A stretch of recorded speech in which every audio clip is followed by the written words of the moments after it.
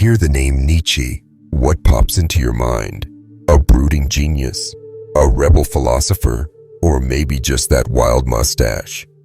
But here's a twist most people don't talk about.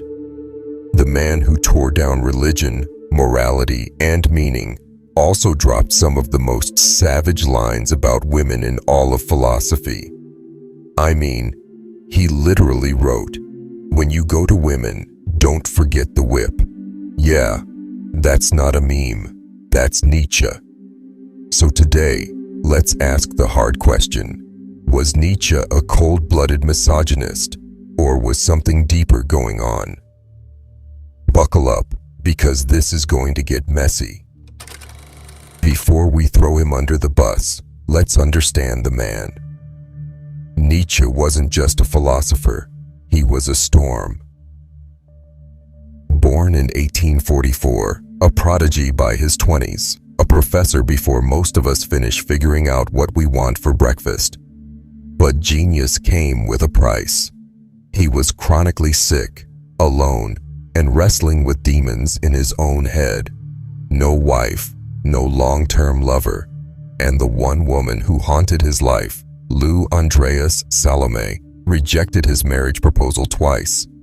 By the end, Nietzsche completely lost his mind, spending his last 11 years in silence, locked inside the very chaos he had written about. So yeah, when Nietzsche talked about women, it wasn't coming from a place of peace or romance. It came from pain, frustration, and maybe a touch of madness. Let's be real, Nietzsche's quotes about women are brutal. When you go to women, don't forget the whip. Woman was God's second mistake. Everything in woman is a riddle, and everything has one solution: pregnancy. That's not just sharp, that's daggers. On the surface, this sounds like pure contempt, but here's where it gets tricky. These lines come from his characters, his books, his philosophical storms, not from a personal manifesto. So, was Nietzsche venting his bitterness? Or was he using shock to challenge the reader, to force us to confront society's ugly truths? Look, Nietzsche's personal life was a war zone. Lou rejected him, his mother and sister distant, his body falling apart. The man was isolated, heartbroken, and furious, not just at women, but at the human condition itself. And let's not forget the times he lived in. The 1800s weren't exactly a golden age for gender equality. Women were seen as homemakers, delicate creatures, emotional beings. Nietzsche? He wanted to tear apart every illusion, every social mask. So maybe, just maybe, his attack wasn't on women themselves, but on the shallow roles society shoved them into. Now here's where scholars go wild. Was Nietzsche serious, or was he using irony? Take that infamous whip quote. It's not Nietzsche speaking directly. It's a fictional prophet in Thus Spoke Zarathustra. Some scholars say Nietzsche was mocking these dark views, not endorsing them. Others say, nah, the bitterness is too raw to ignore. And honestly, both sides might be right. Nietzsche was a master of contradiction. He didn't hand us easy answers. He threw us into the fire and made us figure it out ourselves. What's wild is that Nietzsche's words still punch through today.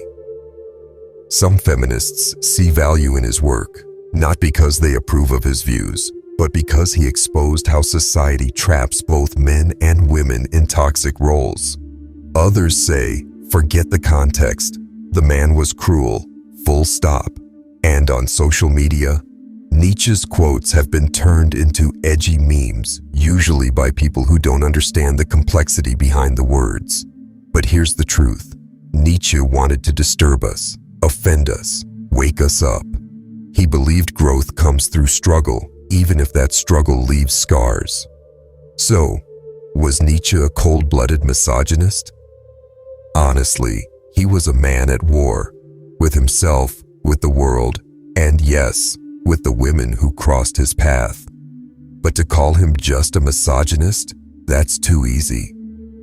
Nietzsche wasn't here to comfort us. He was here to tear off the masks, to show us the raw, often ugly truth beneath. The real question isn't whether Nietzsche hated women. It's whether we're ready to face the uncomfortable truths he left behind. And trust me, that's way harder to answer.